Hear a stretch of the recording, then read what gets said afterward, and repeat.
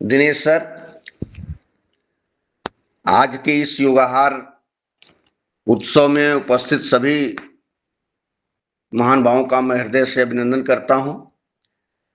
आज के योग सत्र में परम आदरणीय डॉक्टर साहब ने योग कराया और हम सब लोग आनंदित हुए। देखिए कितनी खूबसूरत व्यवस्था है कि ये हम लोग का जो कार्यक्रम चल रहा है, मैं डॉक्टर साहब रोशन लाल जी सर को देखता हूं, बाद में जुड़े और प्रतिदिन जुड़ते हैं और इतना खुले दिल से अपने कार्यक्रम को आगे बढ़ाते हैं। एक उनका जीवन शैली एकदम सेट हो गया है, जैसा कि ऑफिस जाना, सुबह का टाइम, मुझे लग रहा है कि डॉक्टर साहब का जो पहले का जो समय रहता होगा, ये जो 2 घंटे का समय रहता होगा, वो डॉक्टर साहब अपना इधर उधर बैठ करके या थोड़ा बहुत घूम टहल करके योगा करके और लोगों से बातचीत करके अपना काट लेते होंगे। उसके बाद समय से अपना ऑफिस जाते होंगे। इसमें जुड़ने के बाद ये जो 2-2.5 घंटा वो देते हैं, उससे उनके शरीर को कितना बेनिफिट हो रहा है और प्रतिदिन उनकी जो बात है वो कितने लोगों में जा रही है। निश्चित रूप से कभी इस योगाहार में कम लोग जुड़ते हैं, कभी ज्यादा लोग जुड़ते हैं, लेकिन इस योगाहार में जुड़ने वालों की संख्या काफी ज्यादा है। करीब 300-400 लोगों के पास इस तरह के लिंक हैं। हम कह रहे हैं कि ये 300-400 नहीं बल्कि 1000 लोगों के पास लिंक है और कभी कोई जुड़ जाता है, कभी कोई जुड़ जाता है, कभी कोई जुड़ जाता है। इस तरह से ये सारे लोग अपने अपने हिसाब से जुड़ते रहते हैं। तो डॉक्टर साहब के लिए मैं यही कहूंगा कि वो, मुझे लग रहा है कि जितना लोगों की सेवा अपने कृषि विज्ञान केंद्र पर करके नहीं करते होंगे, उतना यहाँ पे रह करके कर लेते हैं। इसलिए कि हम लोग भी कृषि विज्ञान केंद्रों पर जाते रहते हैं और देखते रहते हैं। वहां पे आज भी अभी किसानों का आना जाना बहुत कम है। जो मैं बार बार कहता हूं कि हर गांव में कुछ ऐसे किसान हैं जो बहुत इंटरेस्टेड होते हैं और वो ज्यादा नहीं होते हैं, बस 2-4 किसान होते हैं और वही 2-4 किसान अपनी खेती भी अच्छी करते हैं और कहीं जहां प्रशिक्षण वगैरह होता है, चाहे वो कृषि विज्ञान केंद्रों पर हो, चाहे भारत सरकार के किसी कार्यक्रम में हो, वही लोग जाते हैं और चूंकि वो जाते हैं तो उसका लाभ भी उठाते हैं। उनको ज्ञान वर्धन होता है और जगह जगह घूमने के बाद उनको हर तरह के सुख सुविधाएं जो गवर्नमेंट दे रही है, वो क्या गवर्नमेंट दे रही है, और जब आदमी कहीं जाता है, किसी अधिकारी से बातचीत होता है, संपर्क बढ़ते हैं, तो फिर बातचीत में वहीं पे निकल के आता है कि हाँ, हम आपके लिए या हम किसान भाइयों के लिए क्या कर सकते हैं।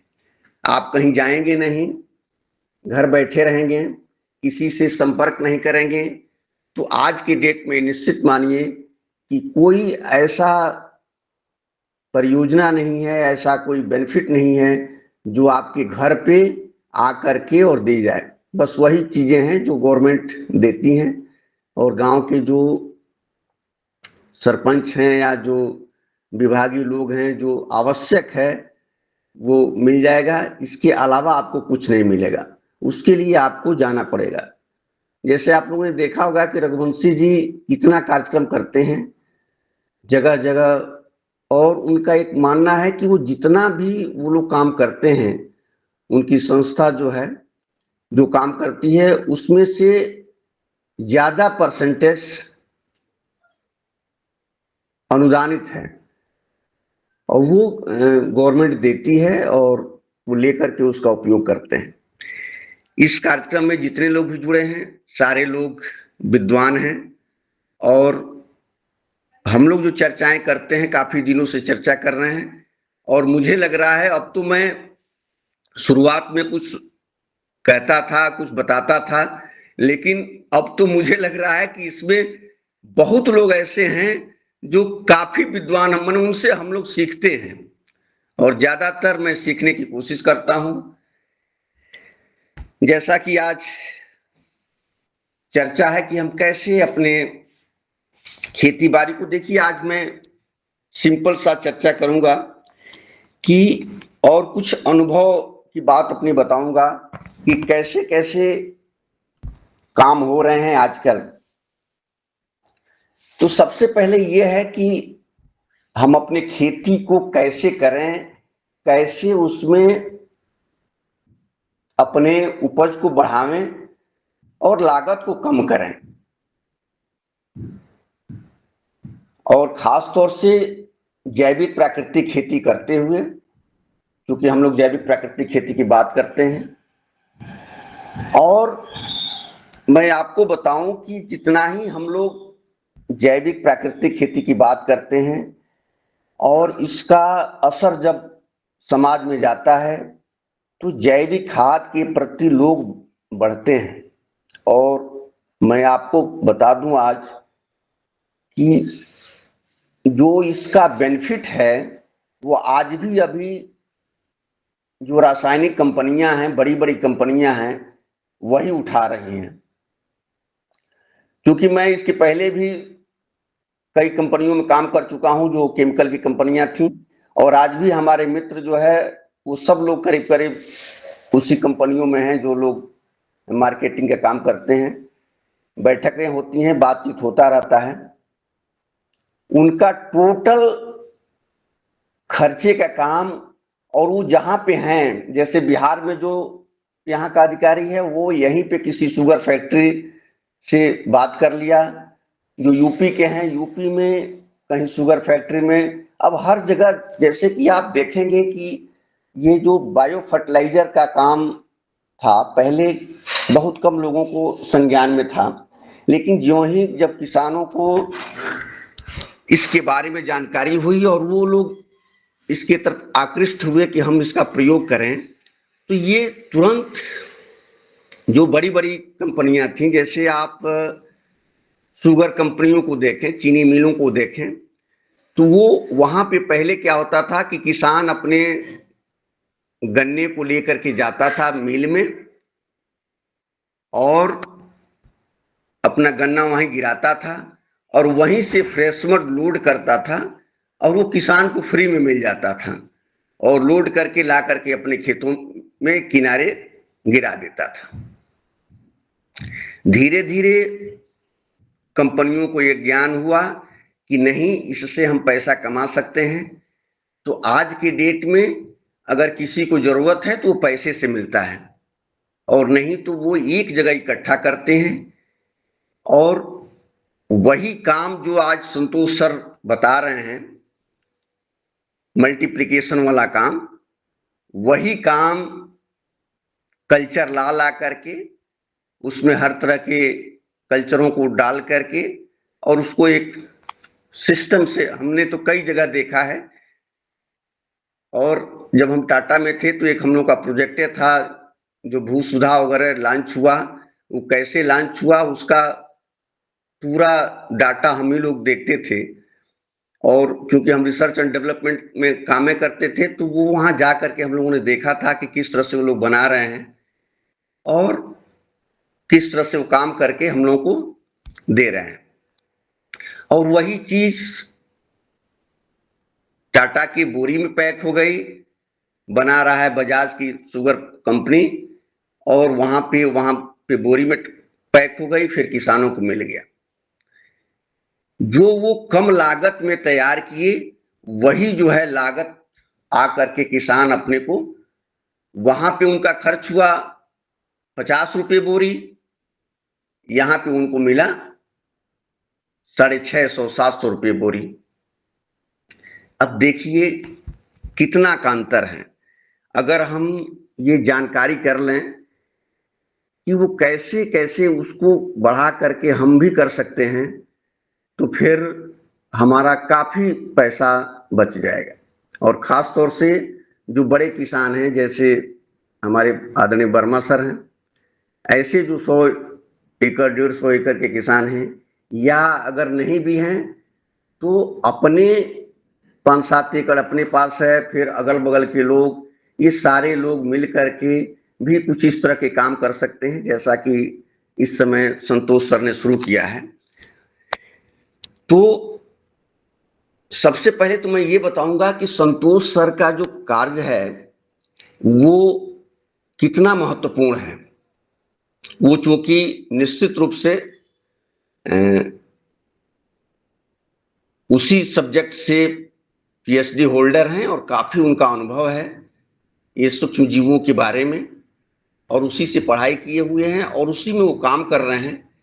तो वो धीरे धीरे, अभी तो मान लीजिए ट्राइकोडर्मा विवेरिया वगैरह के बारे में बात कर रहे हैं, लेकिन मुझे लगता है कि वो जितने भी सूक्ष्म जीवाणु हैं, चाहे वो बायो फर्टिलाइजर से संबंधित हैं या बायो पेस्टिसाइड से संबंधित हैं, उनके पास इस चीज का ज्ञान है और उनके पाठशाला को हम लोग नियमित रूप से ज्वाइन करके और अपने काम को आगे बढ़ा सकते हैं।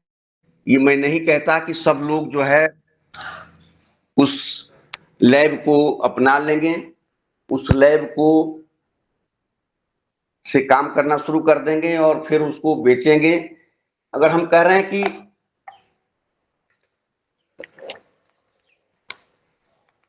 उस लैब के बारे में केवल इतना ही जानकारी हो जाए, जैसा कि कल वर्मा सर ने भी बताया कि कल्चर आपको मिल जाए, और जिस तरह से आप घर पे अपने दूध से दही जमा लेते हैं, कहीं से थोड़ा सा दही अपना मंगा लेते हैं और उसके बाद फिर आप अगर लगातार 6 महीना आपको दही जमाना है तो फिर मांगने की जरूरत नहीं पड़ती है। सेम वही चीज उसमें भी है। तो वो जानकारी जब हो जाएगा और एक बार आप कर लेंगे और खेत में उसका इंटरेस्ट समझ लेंगे, उसका फायदा समझ लेंगे, तो फिर आप निश्चित मानिए कि वो काम आप आगे बढ़ा लेंगे।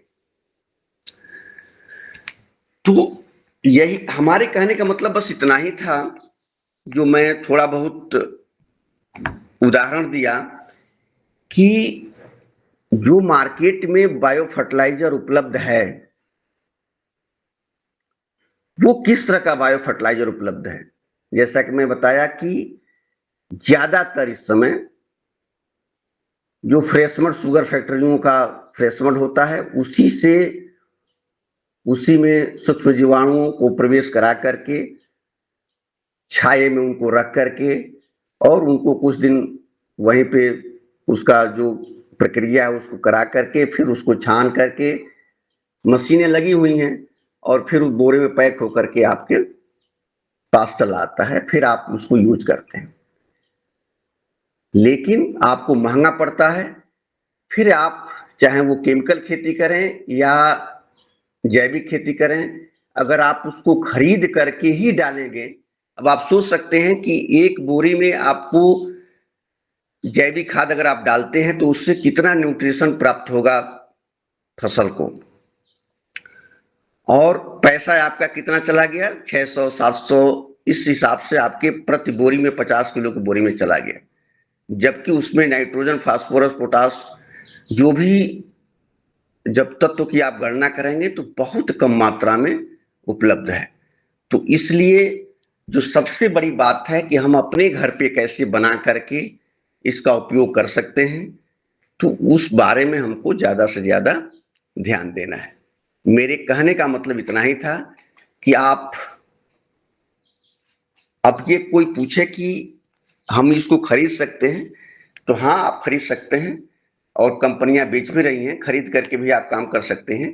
लेकिन अगर आप जो संतोष सर का कार्यक्रम है, अगर उसमें आप प्रतिदिन शामिल होकर के, मैं खुद बताऊं कि मैं काफी इंटरेस्ट, मतलब अगर कहीं इतना हूं जरूरत काम हो, लेकिन मैं उनके हर चीज को समझने की कोशिश कर रहा हूं और जब तक उनका क्लास चलेगा मैं खुद उसमें रहूंगा और मैं खुद अपने घर इसको बनवाने की कोशिश करूंगा, किसानों को बनवाने की कोशिश करूंगा, अपना ज्ञान जो है दूसरों को देने की कोशिश करूंगा ताकि वो लोग अपना आगे बढ़ सके। और ये देखिए, प्राकृतिक खेती में इसका उपयोग नहीं है कि आप इन बायो फर्टिलाइजरों का, बायो पेस्टिसाइडों का उपयोग कर सकें। लेकिन मुझे लग रहा है कि आने वाले समय में जब आप खुद इसको बनाएंगे तो ये सब प्राकृतिक खेती के अंतर्गत ही आ जाएगा। जब आप खुद उसको घर पे बनाएंगे और खेतों में डालेंगे तो जो भी आपकी खेती होगी वो प्राकृतिक खेती के अंतर्गत ही आ जाएगा। तो मुख्य रूप से मेरा ये इंट्रोडक्शन था। अब जो है, जो मुख्य बात है कि हम लोग कैसे कैसे इसको काम को आगे बढ़ाएं। तो देखिए, खर्चा कहाँ कहाँ बच सकता है। खेती में आप काम करने जा रहे हैं तो आपके खर्चे कहाँ कहाँ बचेंगे।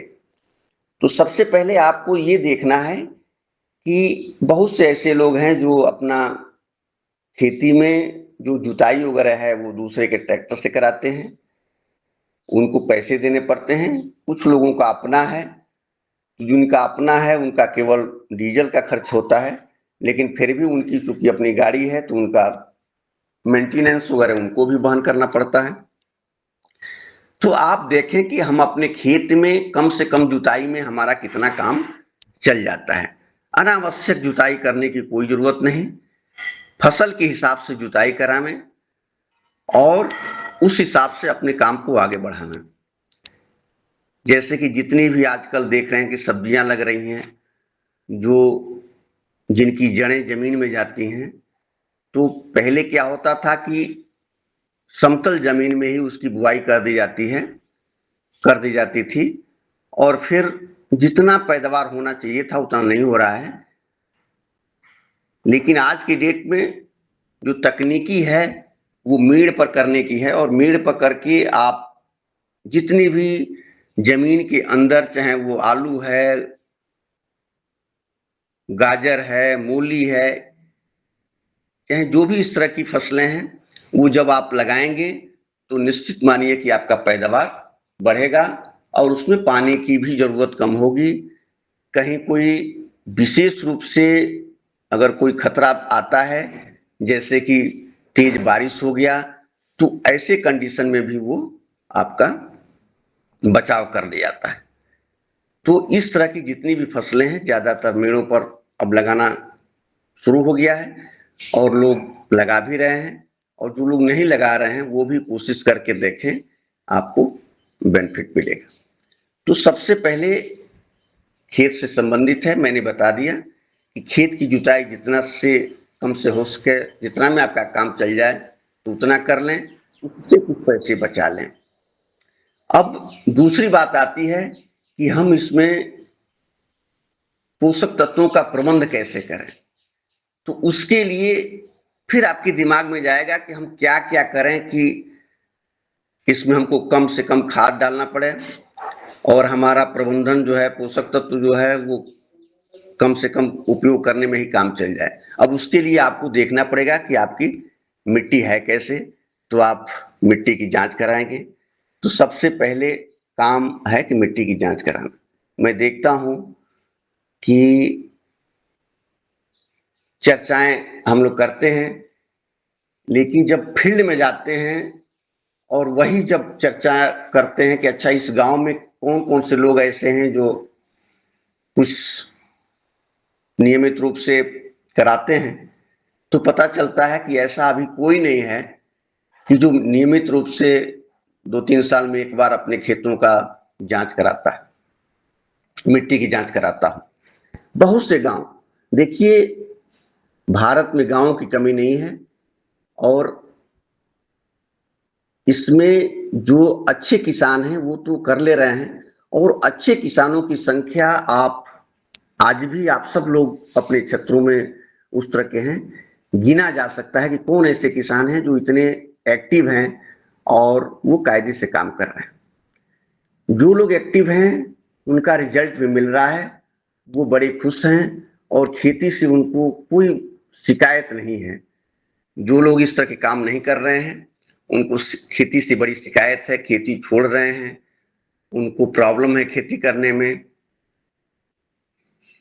अब सवाल ये उठ रहा है कि तमाम चर्चाएं होती हैं कि खेती लोग छोड़ना चाह रहे हैं, किसान खेती छोड़ना चाह रहे हैं, लेकिन यह भी चर्चा है कि बहुत से लोग ऐसे हैं जो खेती के ऊपर आकर्षित हुए हैं, खेती खरीद रहे हैं, कंपनी बना बनाकर खेतों को खरीदा जा रहा है और उसमें तकनीकी रूप से खेती करके उसको आगे बढ़ाया जा रहा है।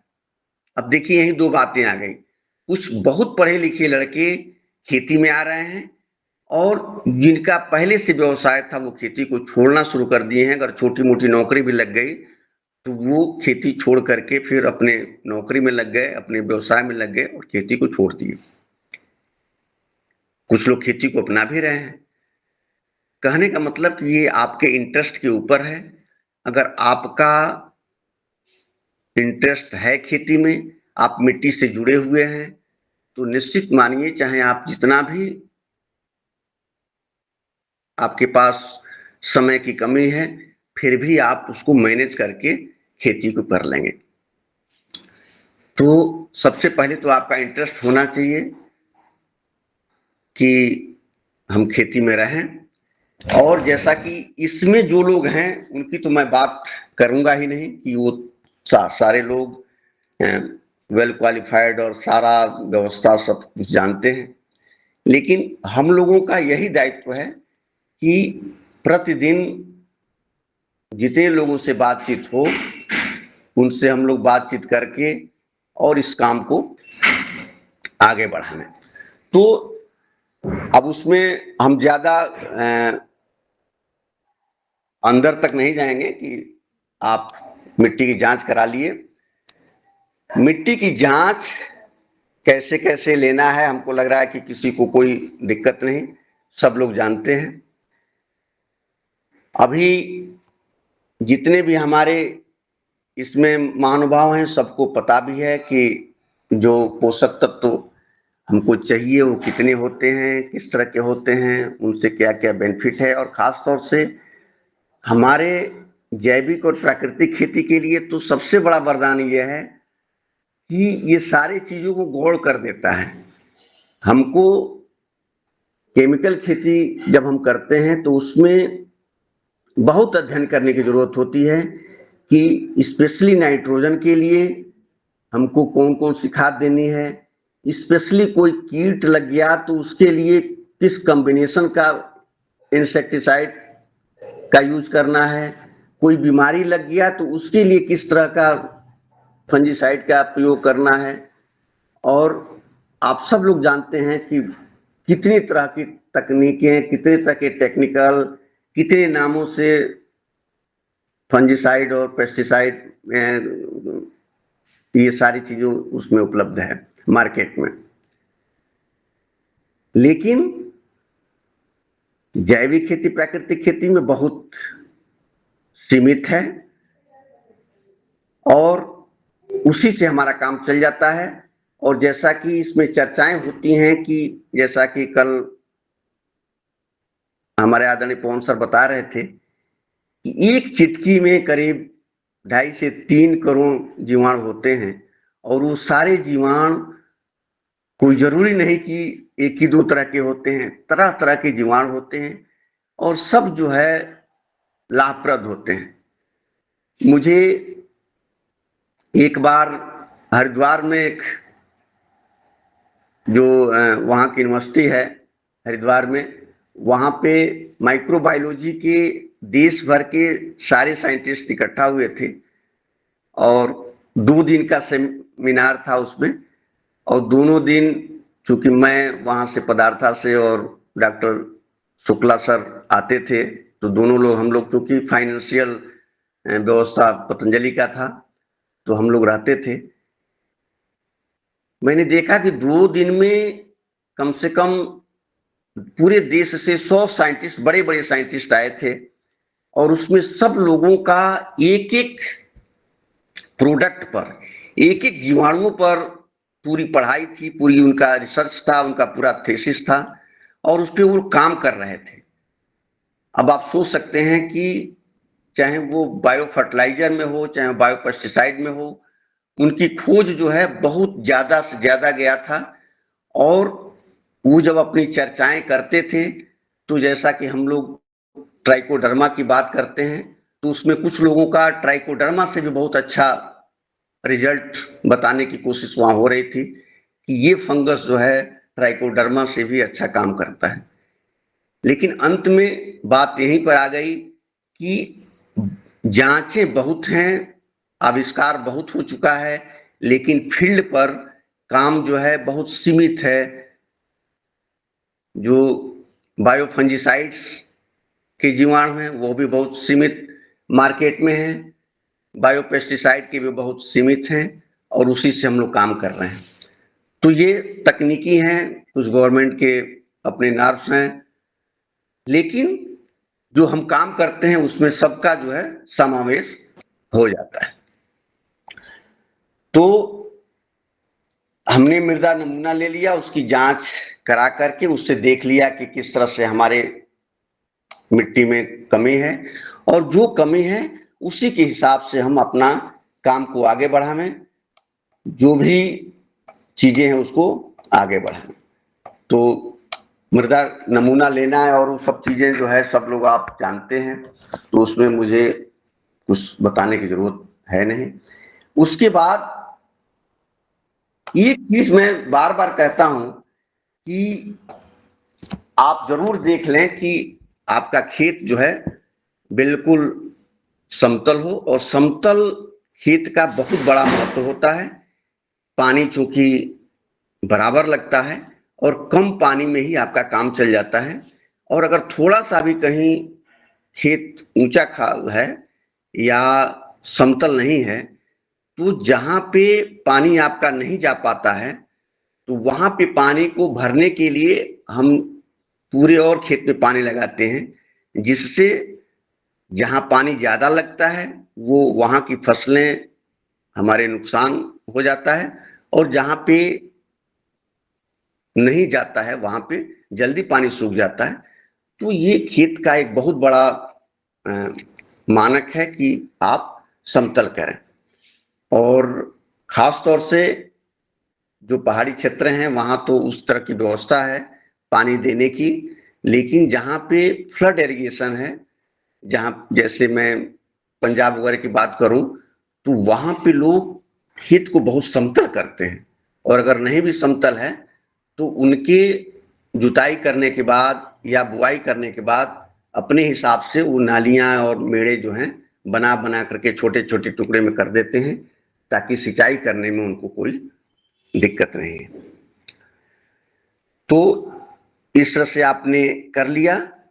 एक चीज का ध्यान आपको रखना होगा कि पीएच का बहुत बड़ा महत्व है, और अगर आपका खेत का पीएच थोड़ा सा भी डिस्टर्ब हो रहा है, अगर जैसा कि आप जानते हैं कि 7 से नीचे अगर आपका जा रहा है, 0 से 14 तक होता ही है, और 7 से अगर नीचे जा रहा है, 7 न्यूट्रल है, तो अच्छी जो मिट्टी है वो आप मान सकते हैं कि 6.5 से लेकर के 7.5 तक बहुत अच्छी मिट्टी है। 6.5 के नीचे अगर जाता है तो धीरे धीरे अम्लीय होता चला जाएगा। उधर जो है 8 से ऊपर चला जाएगा तो आपकी मिट्टी क्षारी होती चली जाएगी, और 8.5 के बाद तो आपका काफी प्रॉब्लम होने लगता है। और जिसका मानकर चलें कि 8, 8.5 और 9 के बीच में है, तो वहां तो फिर बिल्कुल वो खेत ऊसर हो जाता है और एकदम वो निकलने लगता है, रेह निकलने लगता है, और उसमें कोई भी चीज आप जब कोई फसल बोएंगे तो जर्मिनेशन नहीं होगा। अगर जर्मिनेशन हो भी गया तो हल्का सा भी पानी देंगे तो वो पीला पड़ जाएगा। आप भी कहीं कहीं देखते होंगे कि गेहूं के खेत में अगर हल्का सा पानी कहीं ज्यादा हो गया और वहां पीलापन आ गया, तो आप समझ सकते हैं कि कुछ हमारी मिट्टी क्षारी हो रही है। और क्षारी अगर हो रही है, क्षार की मात्रा ज्यादा है, तो आप जांच करा लें और उसमें जिप्सम डाल लें। जिप्सम आपका जैविक खेती में भी अलाउ है, और समय समय पर आप जिप्सम डाल करके उसको मेंटेन करते रहें। अगर आपकी खेत अम्लीय है तो समय समय पर उसमें चूना डाल दें, और ये चूना से कैल्शियम भी मिल जाता है और आपका खेत जो है उदासीन हो जाता है, न्यूट्रल हो जाता है और फिर ठीक ठाक होने लगता है। तो इस चीज को आप कर दें। दूसरी बात यह है कि तो यहाँ आपने पैसा बचा लिया, आप कम जुताई किए, फिर आप ये सब व्यवस्था कर लिए, तो आपको जो है थोड़ा-सा हर जगह आपकी जब आप कायदे से काम करेंगे, तो हर जगह आपके पैसे बचे। खेत समतल हो गया, तो कहाँ पैसा बचेगा? आपके पानी अगर पंपिंग सेट से आप पानी दे रहे हैं, तो आपके डीजल कम लगेगा, आपके घंटे कम लगेंगे, वहाँ आपके पैसे बच जाएँगे। आपके खेत में कोई बीमारी नहीं लगेगा, कहीं पे ज़्यादा पानी लगेगा तो वहाँ भी कीड़े अटैक करते हैं, बीमारियाँ हो जाती हैं, फसलें सूखने लगती हैं, तो वहाँ पे आपके नुकसान से बच जाएँगे। तो ये छोटी-छोटी चीज़ें जब आप ध्यान देंगे और इसीलिए जो बड़े किसान हैं, जो सिस्टम से खेती करते हैं, तकनीकी रूप से काम करते हैं, उनको घाटा कभी नहीं होता। जो लोग लापरवाही करते हैं, ऐसे-तैसे खेती करते हैं, उनको बराबर घाटा होता है और वही लोग खेती से विमुख हो रहे हैं। तो सबसे पहले वही है कि आप दृढ़ संकल्पित रहें कि हमको कायदे से खेती करना है। उसके बाद आप पाएंगे कि हर साल या अगर हर वर्ष आप नहीं भी कर सकते हैं, तो 2 साल में एक बार निश्चित रूप से खेत में हरी खाद का बुआई करें और उसको पलट करके और जीवांश की संख्या बढ़ा दें। जो खासतौर से उत्तर प्रदेश के क्षेत्रों में, बिहार में, मेरे हिसाब से मध्य प्रदेश में भी होता होगा, ढैंचा जो है बहुत उपयोगी फसल है और ये ऐसी फसल है कि जो समय से हम बो देते हैं। इसमें अगर पानी कम भी दें, बारिश एक आध बार हो भी गया तो उससे भी काम चल जाता है और वो इतना जबरदस्त होता है कि अगर आप 2 साल में एक बार भी किसी खेत में ढैंचा की खेती कर दिए और उसको पलट करके फिर धान की रोपाई कर दीजिए, निश्चित मानिए कि आपका 2 साल तक तो वो एकदम बिल्कुल खेत दिखाता है कि नहीं, इसमें कुछ न कुछ चीजें जरूर हैं। गाय की गोबर मिलना कम है क्योंकि पशु लोग कम रख रहे हैं, तो जहां पे आपको पशु कम है वहां पे इस तरह की बातों को ज्यादा ध्यान में रखना होगा। इसलिए कि अगर मान लीजिए आपके पास खेती ज्यादा है, तो आप निश्चित मानिए कि ठीक है, जो लोग गौ सेवा में लगे हुए हैं और डेयरी जिनकी है और वो लंबा खेती है, वो तो बहुत अच्छा है, उसे पूरा हो जाएगा। लेकिन फर्ज कर लीजिए कि जिनके पास खेती थोड़ा ज्यादा है लेकिन पशु नहीं रख सकते या एक गाय रख सकते, उनको तो खेतों में कुछ ना कुछ तो डालना ही पड़ेगा, तो उसके लिए हरी खाद का प्रयोग आप जरूर करें। जैसा कि हमारे कुछ किसान भाई करते हैं, गर्मी के सीजन में मूंग की खेती करते हैं और वो तुड़ाई भी कर लेते हैं, उसको पलट भी देते हैं, तो ऐसे भी आप कर सकते हैं। और जैसा कि मैं देखता हूँ,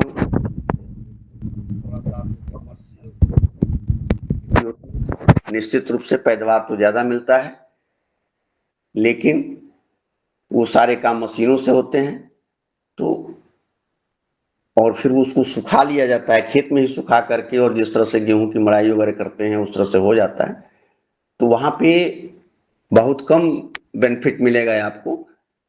लेकिन फिर भी जो भी उसमें उसका रॉ मटेरियल जाए, उसको फिर कहीं इकट्ठा करने की जरूरत नहीं, किसी न किसी तरह से उसको उसी में, क्योंकि बरसात का सीजन रहता है, उसमें लगा दें, सड़ जाएगा।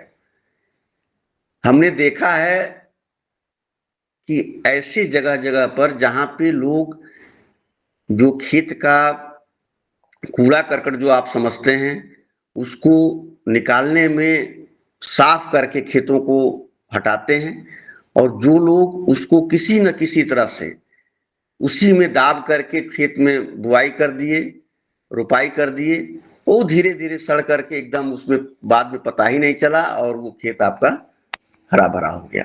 तो एक चीज तो दिमाग से निकाल देना है कि हमारे खेत में जो भी फसल है उसके जो भी अवशेष हैं, जो बचा हुआ है, उसको हमको वहां से साफ करके खेत से बाहर करना है। प्रयास ये करना है किसी भी तरह से, जिस तरह से भी हो, कि उस खेत में ही हम उसको मिला दें। तो यहाँ पे फिर आपका खेत धीरे धीरे मजबूत होता चला जाएगा। उसके बाद आप बुआई पर आएंगे। बुआई में आपका सबसे जो ज्यादा खर्चे होते हैं वो सीड का होता है, और सीड में आप ज्यादा से ज्यादा पैसा खर्च करते हैं। उसको आपको कोशिश करना है कि आप अपने ही घर पे बना करके उसको कर लें। जो भी अच्छे किसान होते हैं वो साल में एक बार जरूर किसी किसान मेले में जाते हैं यूनिवर्सिटियों की, और वहां पे फाउंडेशन सीड मिल जाता है, एक बोरी लाते हैं, फिर वो अपने वहां बुआई कर लेते हैं, अपने देख रेख में कर लेते हैं। कोई बीमारी लगती है तो उसको का ट्रीटमेंट कर लेते हैं, सीड ट्रीटमेंट करके उसकी बुआई करते हैं, और अपने देखभाल करके कहीं अगर किसी तरह का उसमें कोई अवांछित पौधा उग रहा है उसको निकाल देते हैं। अगर उसमें किसी तरह का मिक्स कोई क्रॉप है उसको भी निकाल देते हैं। बाली के समय उसको देख लेते हैं कि कोई इस तरह का तो बाली नहीं है जो लग रहा है कि किसी दूसरे वैरायटी का आ गया, तो उसको निकालने के बाद वो फिर उसका अलग से थ्रेसिंग करके, फिर अलग से कायदे से उसको सुखा करके उसमें कोई इस तरह का बायोफंजिसाइड मिला करके अपनी व्यवस्था के हिसाब से और उसको स्टोर कर लेते हैं। फिर वही जो है आप सर्टिफाइड सीड के रूप में 3-4 साल तक बड़े आराम से उसको लगा लेते हैं। यही काम कंपनियां भी करती हैं। आप जितना देखते हैं कि जो मार्केट में गेहूं का सीड आता है या किसी भी तरह का सीड आता है, वो सीड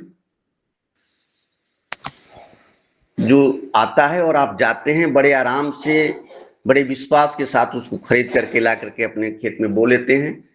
वो बस यही होता है कि बड़ी बड़ी जो कंपनियां हैं उनके पास भी अपनी जमीन नहीं होता ज्यादा से ज्यादा, वो भी कोई प्रोग्राम चला दिए, मान लीजिए कोई गांव का सिलेक्शन कर लिए और वहां पे किसानों का एक समूह बनवा दिए, या बोल दिए कि ये पूरा एरिया है, इस पूरे एरिया में जितने भी किसान आ रहे हैं सब लोग इस तरह की वैरायटी का उपयोग करें। वो जो फाउंडेशन सीड है उसकी व्यवस्था करके वो कंपनियां दे देती हैं। और मैंने देखा है, क्योंकि हम लोग भी उस कार्यक्रम में लगे थे, कहीं कहीं लोग तो बहुत कम देखभाल करते हैं, फोन से ही काम चल जाता है, वीडियो देख लेते हैं और कभी कभी खेतों में जा करके देख लेते हैं किसान की अपनी व्यवस्था के हिसाब से। लेकिन वो भी एक क्लस्टर के रूप में अपना काम करते हुए फिर उसकी थ्रेसिंग अलग अलग करा करके वहीं पे सब पैकिंग करके अपने गोदाम में रख लेते हैं। फिर अपनी व्यवस्था के हिसाब से उनके पास बड़े बड़े झरने हैं, झाड़ करके जो उसमें से मोटे अनाज हैं उसको निकाल करके फिर उसमें बायोपेस्टिसाइड वगैरह सब डाल करके, फंजीसाइड वगैरह डाल करके मार्केट में बेच देते हैं, जो आपको अच्छा लगता है। तो आप देखेंगे कि आपके घर का जो गेहूं है उसका रेट क्या मिल रहा है, और वही जब सीड बन गया तो उसका रेट क्या मिल रहा है। तो ये काम हम बिल्कुल ना करें। अब आप सोच सकते हैं कि अगर आपके पास 10 एकड़ गेहूं बोना है और 10 एकड़ का आप मार्केट से खरीद करके ला रहे हैं, फिर उसी तरह से आप खाद खरीद के ला रहे हैं, फिर उसी तरह से ट्रैक्टर की जुताई कर रहे हैं, और फिर आप उसी तरह से सिंचाई करके और जब करेंगे तो निश्चित मानिए कि आपका फिर पैदावार चाहे जितना भी हो जाए आपका लागत इतना बढ़ जाएगा कि आप फिर लगेंगे जोड़ने घटाने कि हमने इतना खर्च किया और हमारा जो है इतना बचा। पैदावार तो बहुत हुआ लेकिन बचने की संख्या जो अमाउंट है वो बहुत कम आया। तो आपको हर स्टेप पर आपको देखना है कि हम कहां पैसा बचा सकते हैं, तो इस तरह से करके आप पैसे को बचा सकते हैं। खेती में एक ऐसा लिंक है कि खास तौर से हमारे किसान भाइयों को, जो लोग खेती से संबंधित हैं और वो उसी हिसाब से अपना काम करते हैं। जैसे मान लीजिए कि हमारे पास 5 एकड़ खेत है, हम खेती कर रहे हैं, हम कोई दूसरी नौकरी नहीं कर रहे हैं, हम खेत के ऊपर ही निर्भर हैं, तो फिर हमको पशु को रखने में कोई दिक्कत नहीं होनी चाहिए। जब हम उसी के ऊपर हैं तो हम पशु भी रखें। अब पशु रखेंगे तो दूध हमको मिल जाएगा, उस गोबर से हम सारा जीवामृत, घन जीवामृत वगैरह वगैरह बना करके खेतों में डाल लेंगे, तो दूध भी मिल गया और फिर उसका जितना भी गाय का जो बाई प्रोडक्ट है हम खेतों में डाल दिए और उससे हमको बेनिफिट हो गया। अगर 5 एकड़ में हमारे पास 1 एकड़ ऐसा खेत है जो कहीं वाटर लॉग एरिया है, अभी 2 दिन पहले चर्चाएं भी चल रही थी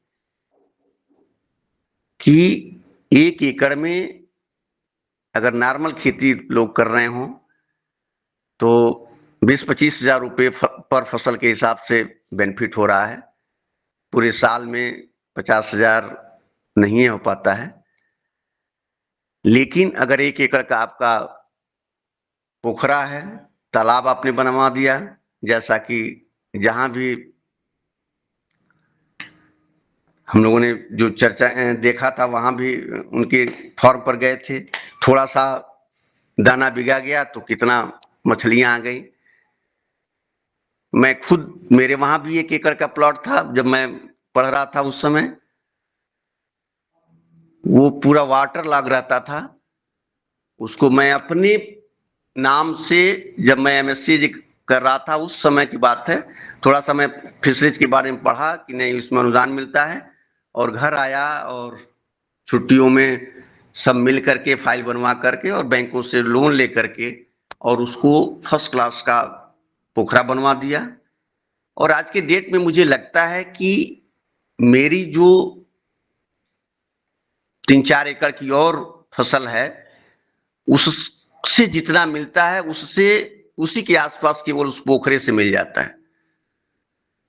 और सबसे बड़ी बात है कि जितना भी उस पोखरा के चारों तरफ खेती होती है, धान के सीजन में जितने भी लोग निराई गुड़ाई करते हैं, जो सब लोग उठा करके उसमें से खरपतवार अपने अपने मेड़ों पर रखते हैं, अपने कोने पर रख करके रखे रहते हैं, जो चाहते हैं कि वो यहाँ से हट जाए। उस चीज को एक लोगों ने लगा दिया है कि सारा उठा करके ला करके उसमें डाल देते हैं पोखरा में।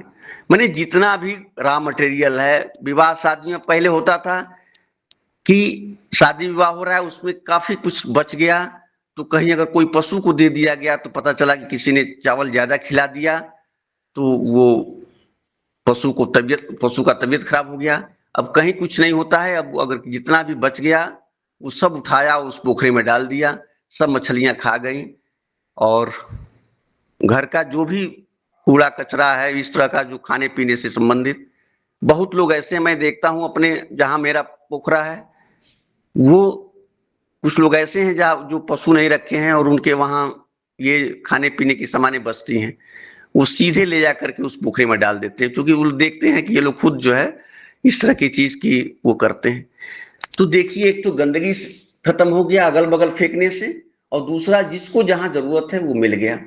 तो इस तरह की चीजें, सबसे बड़ी बात उसके चारों तरफ 3 साल तक हमारे वहां बिल्कुल अरहर की फसल नहीं होती है, लेकिन 3 साल तक जबरदस्त तूर का दाल हम लोग खाए वहां। और सागौन की फसल उस पर लगा दिया गया, सागौन चारों तरफ, हमको लगता है कई सौ पेड़ जो है आज करीब करीब तैयार होने के कगार पर हैं, और अभी कटाई तो नहीं हुआ है लेकिन वो कई सौ पेड़ तैयार है। सबसे बड़ी बात यह है कि जब भी कोई गांव का व्यक्ति डेथ करता है और उसके पास कहीं कोई कुछ दिखाई नहीं देता है कि हम लकड़ी कहां से व्यवस्था करें, तो सीधे उसी पोखरे पर लोग जाते हैं और परमानेंट कुछ ना कुछ उस पे 2-4 पेड़ जो है छोटे पतले इस तरह के बचे रहते हैं जो सूखे रहते हैं, उसको काट लेते हैं। कभी कभी हम लोग खुदे कटवा करके उसको छोटे छोटे टुकड़े पर रख करके वहीं रखे रहते हैं, तो वहां से लोड करके लोग उसको लेकर के चले जाते हैं। कहने का मतलब ये कि आप एक चीज से दूसरे चीज खेती में आप जोड़ते रहेंगे, आपको लाभ मिलता रहेगा। केवल एक कोई काम करेंगे फिर चाहेंगे कि हम थोड़ा प्रॉफिट कर लें, मुश्किल है। तो आप फिशरी से पैसा कमा लिए, जो उस पे एग्रो फॉरेस्ट्री आपने मेड़ों पर कर लिया, उससे समय समय पर पैसा कमा लिए। समय समय पर उसमें आप बरसात के सीजन में चारों तरफ पानी भर जाता है, उस समय उस पे जगह जगह आप जो लते वाली सब्जियां हैं उस पे बुआई कर दिया जाता है, उसी पेड़ों पर चढ़ जाता है, अपने लोग खाते हैं और लोग भी खाते हैं। तो केवल आप बुआई कर दिए, बढ़ गया, चढ़ गया, सब्जियां मिल रही हैं, ना कोई खाद ना कोई व्यवस्था। तो जो खेती से संबंधित काम है उसको करना जरूरी है। तो आपने सीड बचा लिया, फिर फर्टिलाइजर की बात आई कि आप क्या क्या डालेंगे। तो आपने हरी खाद, आपके पास जो भी गोबर की खाद वगैरह है उसको आप डाल लें।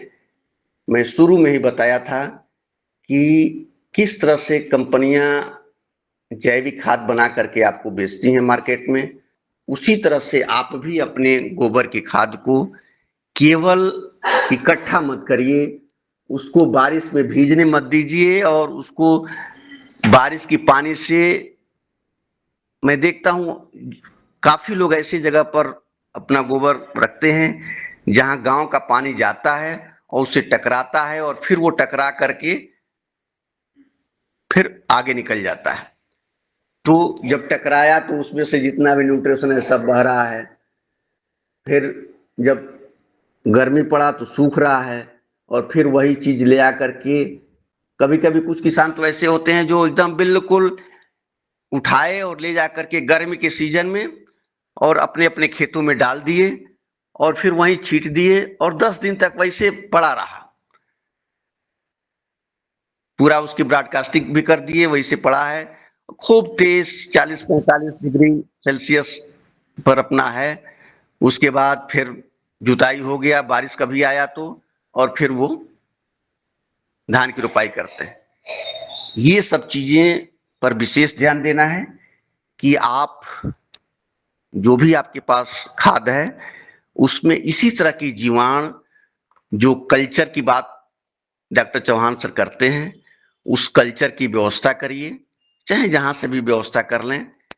आप कुछ नहीं कर पाते हैं तो जो जीवामृत, घन जीवामृत बनाते हैं, वही जीवामृत अगर आप उसमें डाल दें तो भी समझ लीजिए कि आपके खेत का काफी, उस जो आपकी गोबर की खाद है उसका न्यूट्रिशन वैल्यू काफी बढ़ जाएगा। जब मैं थोड़ा सा अनुभव में बताऊं जी, थोड़ा सा अनुभव में बताऊं कि जब मैं हरिद्वार गया था तो उस समय, उसके पहले हल्का फुल्का वहां के जितने फार्म थे, आचार्य जी, परम पूज्य आचार्य जी का स्पष्ट निर्देश था। देखिए ये अपनी चूंकि वो है तो मुझे बताने में कोई संकोच नहीं है, तो उनका स्पष्ट निर्देश था कि यहाँ पे किसी प्रकार का कोई लोग केमिकल नहीं डालेंगे। लेकिन वहां पे इस तरह का सिचुएशन था, जमीनें थी, और जब लोग प्रयास करते थे तो क्योंकि बड़े बड़े फार्म हैं, फार्म मैनेजर हैं, उनकी व्यवस्था है, उनके ऊपर भी दबाव है कि भाई आप इतना खर्च कर रहे हैं तो आपको पैदावार इतना देना है, तो वो ऐसे भी बिना संज्ञान में दिए अपना कर देते थे। जब हम लोग गए तो सबसे पहले आचार्य जी का यही निर्देश हुआ कि किसी भी हालत में 1 ग्राम भी कोई केमिकल पेस्टिसाइड किसी फार्म पर नहीं जाना चाहिए, और उसके लिए प्रयास हुआ। उसमें मैं अपना एक रोल निभाया, क्योंकि बहुत ज्यादा अनुभव तो नहीं था, लेकिन चूंकि उस समय जो वाइस प्रेसिडेंट थे आनंद जी, तो वो उनको बहुत अच्छा ज्ञान था जैविक के बारे में, बायो फर्टिलाइजर, बायो पेस्टिसाइड के बारे में। तो वो उन्होंने इसको लीड लिया और उनके निर्देशन में हम लोगों ने काम किया। और इस तरह से काम होता था कि जितना गोबर का खाद क्षेत्र में लोग जाते थे, खरीदते थे, खरीदने के बाद उनको एक जगह टाली से ला करके इकट्ठा कर दिया जाता था और फिर वहां पे कंपनी, चूंकि वहां पे already bio fertiliser, bio pesticide की कंपनी है, तो सारी जितने भी आप सूक्ष्म जीवाणु जो आप देखते हैं, चाहे वो किसी फर्टिलाइजर में, बायो फर्टिलाइजर में डाला जाता है या बायो पेस्टिसाइड में डाला जाता है, वो सारी चीजें वहां बनती थी। तो वो हम लोग ले आ करके उसको डलवा देते थे वहां, उन गोबर की खाद में बांस से उसको अंदर तक ले जा करके जगह जगह डीप करके उसी में उसको गिरा दिया जाता था और फिर कुछ दिन तक छोड़ने के बाद फिर तब उस खाद को खेतों में डलवाया जाता था। उससे बेनिफिट ये होता था कि जहां आपका 4-5 टाली की जरूरत है, आपका एक ही टाली में काम चल जाता है। तो इस तरह से आपको कल्चर ला ला करके अपने खेतों, अपने गोबर की खादों में डाल डाल करके आपको अपने खेतों में डालना है। तो ये जो छोटी चीजें, तकनीकी चीजें हैं, उसको आपको ध्यान में रखना होगा। और फिर मैं एक बार कहूंगा कि ये जो चौहान सर का एक मूवमेंट है और सरकार भी इस पर प्रोत्साहन दे रही है। कई बार कुछ लोग पूछते हैं कि ये कैसा क्लास है, कि मतलब इस तरह का, माने इस क्लास से कितना बेनिफिट है जो लोग इसको सुनेंगे या जो लोग करेंगे। कुछ नहीं, मुझे लगता है कि अगर आप ये कल्चर के बारे में जान गए, कल्चर की व्यवस्था के बारे में जान गए कि कहां से हमको कल्चर मिल जाएगा, और एक बार आपने कल्चर ला करके अपने घर पर बना लिया, जैसा कि बड़ा आसान है, कल वर्मा जी भी बता रहे थे और सब लोग बीच बीच में बताया भी जाएगा, फिर आप खेतों में डालते जाएंगे और आप निश्चित मानिए कि बड़े आराम से अपनी खेती को करते जाएंगे। तो आप इस तरह से पूरा न्यूट्रिशन पर ध्यान देंगे। उसके बाद जो भी बायो फर्टिलाइजर समय समय पर, नाइट्रोजन वाला कौन सा है, फास्फोरस वाला कौन सा है, पोटास वाला कौन सा है, ये सारे चीजों का मार्केट में भी है। और अब तो आपको कोशिश यही करना है कि आप उसके कल्चर ला ला करके बनावें और अपने खेतों में डालें। जी, जी आदरणीय।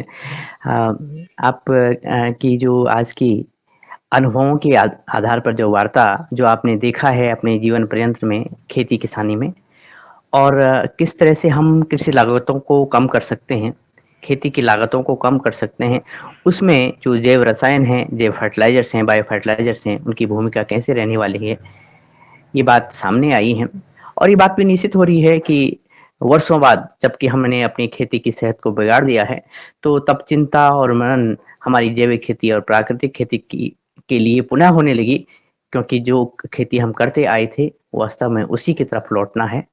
और इस पे कार्य भी हुए हैं, लेकिन जब लोगों की समझ बढ़ रही है, तो तब बात ये सामने आ रही है कि वास्तव में हमारी खेती की सेहत के लिए जो अपने आस-पास या अपने जो भरोसेमंद जो आदान हैं, अगर उनका उपयोग किया जाए, तो हमारी खेती की जो लागत निश्चित ही कम होगी और उसका स्वास्थ्य बढ़ेगा। वरना बाज़ार में कंपनियों के भरोसे जो बातें हैं, वो तो कितने प्रतिशत उनका सही रहना, कितना प्रतिशत उनका भरोसेमंद रहना, ये इसका आकलन नहीं किया जा सकता है। इसके कई उदाहरण हैं। लेकिन इन उदाहरणों और इन सब जो सामान्य खेती और समग्र खेती पर जो आपने चर्चा करी, इन्हीं शब्दों के साथ और इन्हीं वार्तालाप के साथ मैं आगे बढ़ रहा हूँ और हरिद्वार पहुँचता हूँ आदरणीय पवन कुमार सर के पास, कि वो अपनी वार्ता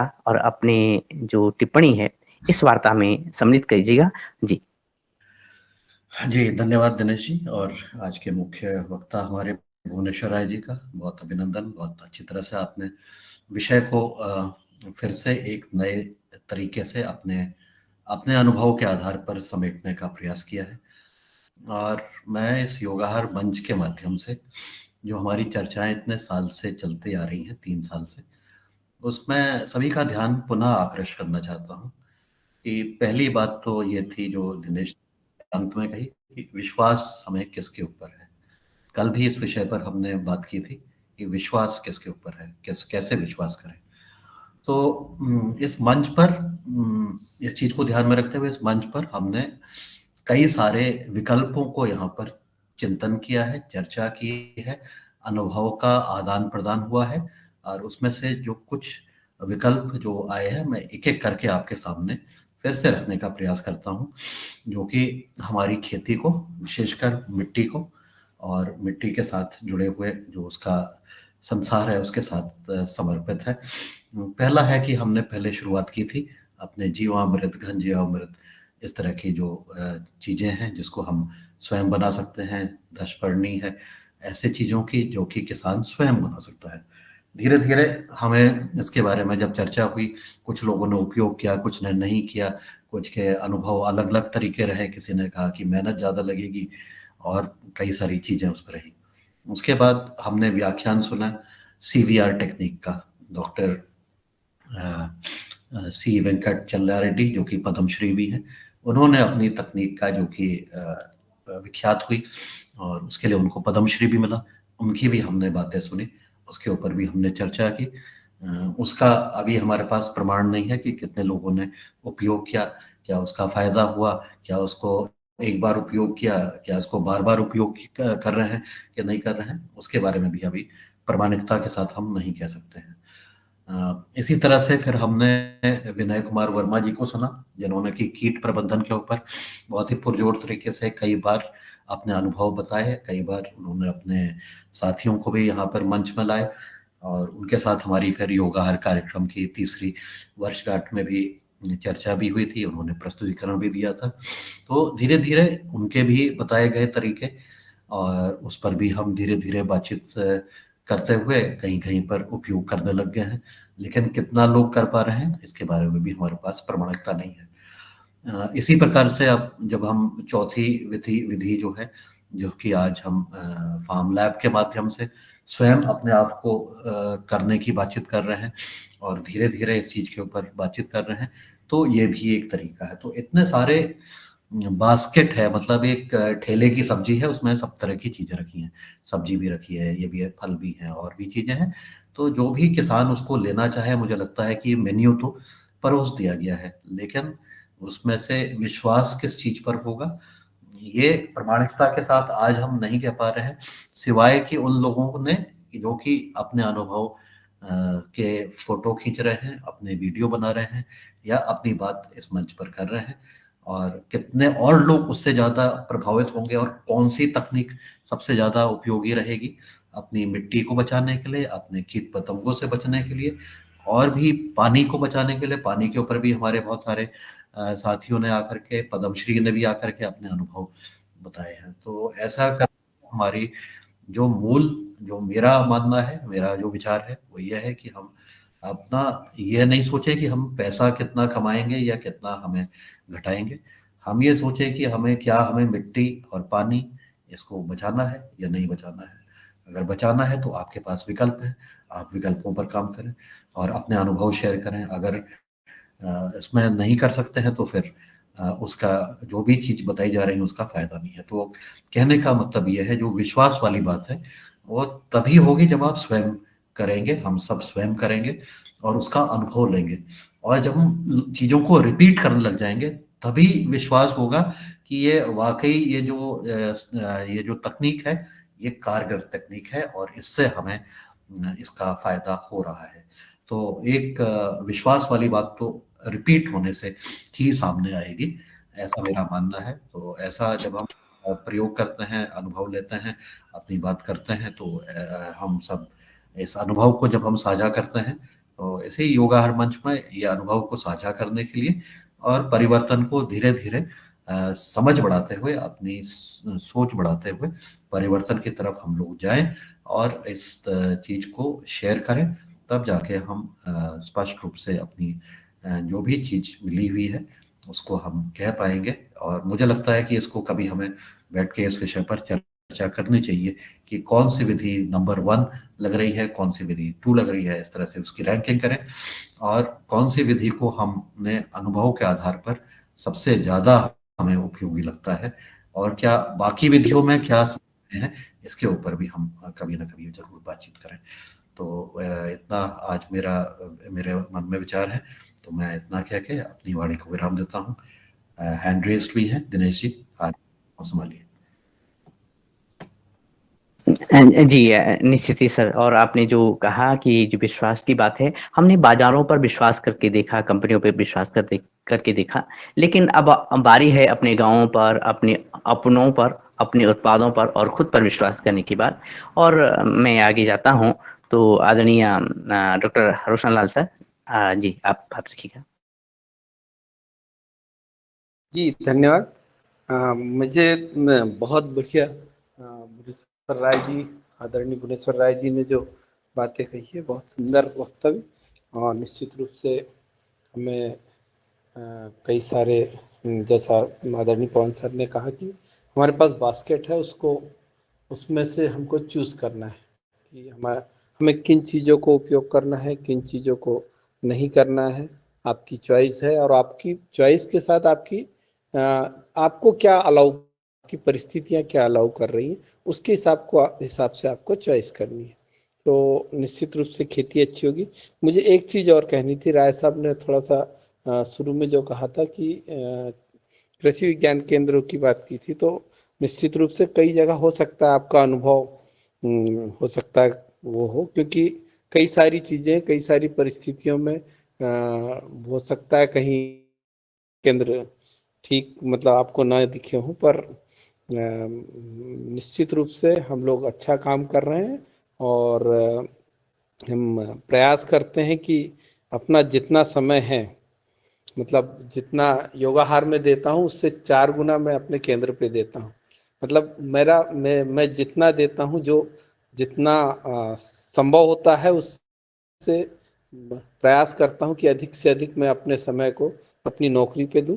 तो प्रतिबद्धता मेन टू मेन वेरी करती है कि कौन कहाँ पर कैसे कर रहा है। कई सारी जगहों पे शासकीय और अशासकीय में एक द्वंद्व चला है कि हाँ ये लोग तो काम ही नहीं करते, पर इसको भी थोड़ा सा समझने की ज़रूरत है कि ये काम तो कोई ना कोई कर रहा है, सब नहीं कर रहे हैं, ये सब जानते हैं, पर जो कर रहा है उसके कारण काम दिख रहा है। तो सबको एक साथ ना ले, ऐसा मेरा निवेदन था। बाकी सब सुंदर है, सब बढ़िया जी काम कर रहे हैं। जी निश्चित ही सर, ये महत्वपूर्ण बात भी है कि और आदरणीय जी भुवनेश्वर सर जी। जी जी जी जी डॉक्टर साहब, बहुत सुंदर बात। और हो सकता है मुझे मैं उसमें बोल दिया हूं, लेकिन निश्चित रूप से मैं आपको बताऊं कि आप लोगों का जो काम है वो बहुत ही सराहनीय है। और हो सकता है कि बहुत लोग कम कृषि विज्ञान केंद्रों पर गए हों, लेकिन मैं एक ऐसे प्रोजेक्ट में काम कर रहा था, 3-4 साल काम किया, जिसमें रिसर्च एंड डेवलपमेंट में, तो वो टाटा केमिकल्स में मैं जब था, तो उसमें उत्तर प्रदेश के बहुत सारे, मतलब जितने हम जा सकते थे कृषि विज्ञान केंद्रों पर, चाहे पश्चिमी उत्तर प्रदेश से लेकर के पूर्वी उत्तर प्रदेश में, हर कृषि विज्ञान केंद्रों पर जा करके वहाँ पे साइंटिस्टों से मिल करके और ट्रायल लगा करके और वहाँ से ऑब्जर्वेशन लेकर के उनका फीडबैक लिया। तो निश्चित रूप से मैं क्षमा प्रार्थी हूँ अगर इस तरह का मेरे मुंह से बात निकला हो। बहुत अच्छा काम है। हाँ, कुछ जगह बहुत ही गौण काम है, जिसमें मैं ये भी देखा कि मतलब कब आना कब जाना। कभी कभी मैं गया तो पूरे जो कमेटी रहती थी 7-8 लोगों की पूरी गायब। फिर मुझे जब जरूरत रहता था तो मैं बुलाता था। तो ये तो व्यवस्था की बात है, वो अब आप अपनी व्यवस्था की बात न जी, करें। जी आदरणीय, मैं बीच में आना चाहूँगा और ये बात तो नहीं हुई है कि सभी लोगों को यानी सभी सेंटर्स एक ही जैसे होंगे, ये बात निश्चित नहीं हुई है और ऐसा है भी नहीं और ऐसा भी नहीं है कि हम इस चर्चा को आज आगे बढ़ा सकेंगे, लेकिन ऐसे ही मौजू पे, ऐसे ही विषय पे आगे चर्चा होगी। ये भी एक खुशनुमा माहौल तैयार करेगा आने वाले टाइम में, क्योंकि समय अपना संकेत दे रहा है और आधे मिनट में मैं आदरणीय सुरेश मेहरा जी से निवेदन करूंगा कि अपनी बात रखें। जी ओम, सदन को नमन। आज मेरा मोबाइल गड़बड़ हो गया तो मैं सुरेश के नाम से जुड़ा हूँ। सर, बहुत अच्छी चर्चा हुई और जैसा कि मैंने आदरणीय दिनेश जी सनवाल जी से ये कहा था कि जो हमारी विभिन्न पद्धतियों पर चर्चा हुई है, और पंतनगर से एक वैज्ञानिक आए थे, वो जुड़े भी थे यहाँ पर, और उन्होंने भी ये बात की थी कि पंतनगर में अब इन मतलब विभिन्न पद्धतियों पर ट्रायल चल रहे हैं। तो यदि हम उन्हें पुनः यहाँ जोड़ेंगे तो निश्चित रूप से जो है उनके रिजल्ट हमें पता लगेंगे। अपने अनुभव तो जैसे कि आपने देखा है, अनुभव के आधार पर कल आदरणीय शरद जी ने अपने अनुभव सुनाए हैं। कुछ जो है हमारे आदरणीय रघुवंशी जी बता रहे थे कि उन्होंने वो लैंप लगा करके और किस तरह से कुछ पन्नियां लगा करके इस तरह से कीट नियंत्रण कर रहे हैं। तो काम जी आदरणीय, चल रहा है। जी आदरणीय, आपका कुल मिलाकर आपका कहना ये था कि हम अन्य जो हमारे सदस्य आए हैं वो पुनः अपने अनुभवों को सुनाएं और जो पिछले अनुभव हमने सुने आपके और आपके अनुभवों में क्या अंतर आता है। डॉक्टर सुनीता टी पांडे जी की बात आपने कही थी, वो शीघ्र ही कुछ दिन में आएंगी और मैं इसी बात के साथ आदरणीय अनिल राय जी के पास पहुंचता हूं और उसके पश्चात आज का कार्यक्रम संपन्न किया जाएगा। जी ओम, सदन को प्रणाम। दिनेश जी, आपको धन्यवाद जो आपने अवसर दिया। जो भुवनेश्वर राय जी बिहार और उत्तर प्रदेश के केवीके के बारे में बता रहे थे, वो लगता है कि 100% सही है। हाँ, कि यहाँ के लोग काम नहीं करना चाहते, बस वो ये दिखाना चाहते हैं कि हम खूब अच्छा काम कर रहे हैं। रोशन जी जो ऐसा एक आदमी जो बहुत ही बिरला मिल सकता है, 1% 2% लोग ही होंगे जो इस प्रकार के लोग हैं, जिसमें हमको मध्य प्रदेश लगता है कि बहुत लोग हैं। मैं यहाँ गाजीपुर डिस्ट्रिक्ट में का निवासी हूँ। यहाँ कासमाबाद में कई बार गया, यहाँ तहसील है, कि हमको केवीके से कुछ लोग ज्ञान देने के लिए कुछ हमको प्राप्त हो, तो कोई बात ही करने के लिए तैयार नहीं है, बाकी तो छोड़ दी। फिर हम गाजीपुर डिस्ट्रिक्ट हेडक्वार्टर गए, वहाँ डॉक्टर SK सिंह हैं, तो वो उन्होंने कहा कि ये हम लोग के आपका क्षेत्र हम लोग के क्षेत्र में नहीं आता है। तो ज्ञान देने के लिए क्षेत्र का कहाँ बंटवारा हो गया। फिर दूसरे केवीके में गया, वहाँ वो भी का नाम की SK सिंह का ये JP Singh, doctor JP Singh, वो कहे कि हमको इस संबंध में जैविक के बारे में नहीं मालूम है, हम तो केमिकल के बारे में जानते हैं। जी वो यही मैं कहना चाहता हूँ। हम लोग इससे बहुत त्रस्त हैं, क्या करें, हमको समझ में नहीं आता। जी आदरणीय, मैं वापस आपके पास आना चाहूँगा और ये कहना चाहूँगा कि ये जो बातें हैं, क्योंकि ये तो हम नहीं कह सकते कि सभी लोग कार्य नहीं कर रहे हैं, लेकिन बहुत कुछ लोग ऐसे भी हैं जो बहुत अच्छा कार्य कर रहे हैं।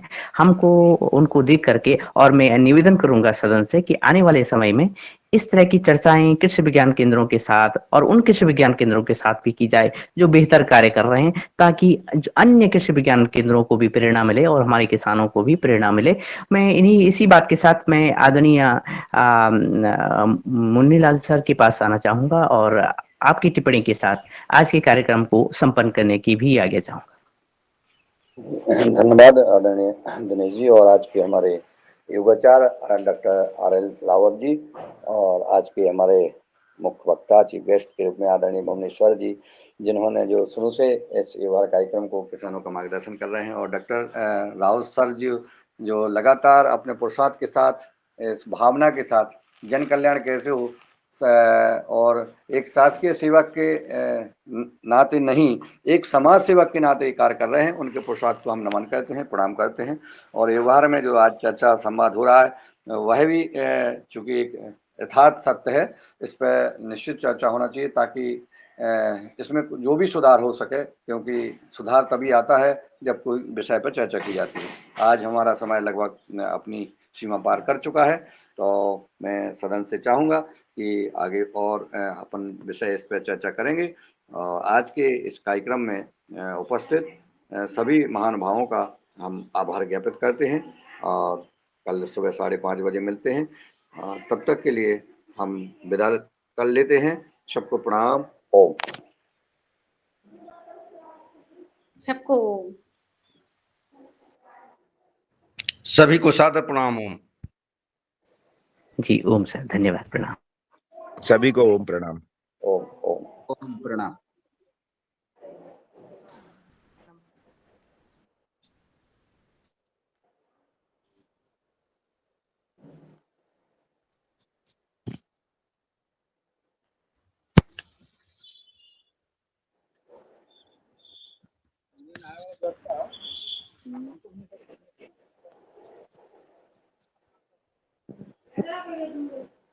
रूप सिंह भैया गए क्या? अभी नहीं गए। नहीं गए। गुरुजी प्रणाम। प्रणाम साहब।